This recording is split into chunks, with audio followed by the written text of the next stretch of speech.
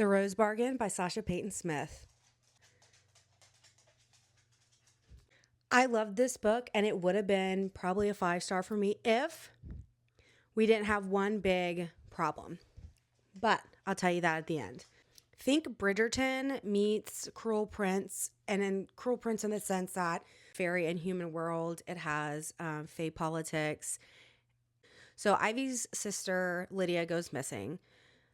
She's convinced that she's in the other world, right? Lydia ends up finding her way home, but she has no memory. And that's killing Ivy because she's like, you were totally with the fairies. And she's like, I don't think so, dude. I really don't, you know? It is their coming out into society season. Lydia already had her chance. It didn't work because she made a deal with the queen, who is fae, and she doesn't remember her deal, and it didn't obviously go well. They make bargains, okay? Hence the rose bargain, okay? Most of these girls coming out into society bargain to be prettier or have better hair or a nice smile. Very vain shit, okay? But I get it. I know. I get it. If I could get a nose job, I would, but that's scary. She's beautiful. Love yourself. Okay.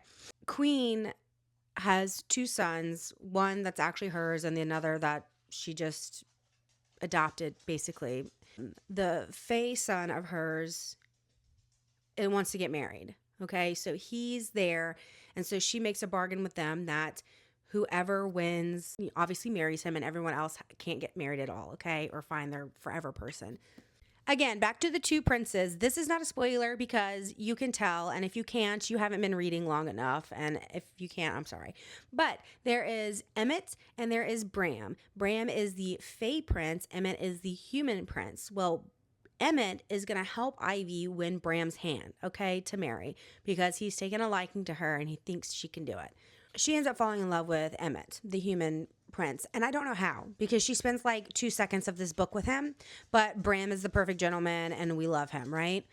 That is my biggest problem with the book, is that there was not enough of her and Emmett connecting to give a shit about him. I was like, ew, why? He's like the naughty one, the like man-ho. Except for one scene at the very beginning when he runs her over with his carriage. Or did he? That was cute.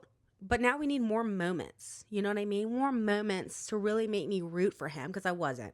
And I'm not going to say who she ends up with because it's hard to tell reading it who she's going to end up with, because it's very back and forth. And that's not the bad part. I don't care about that. That was interesting because I was like, ooh, is this going to take a different turn? Like that she made a lot of like found family girlfriends. I love having a close community with other women. I think it's awesome. So she makes that, and I really like that ending. So I really suggest this for anyone who likes like a whimsical Victorian, Regency, whatever era this is, fantasy.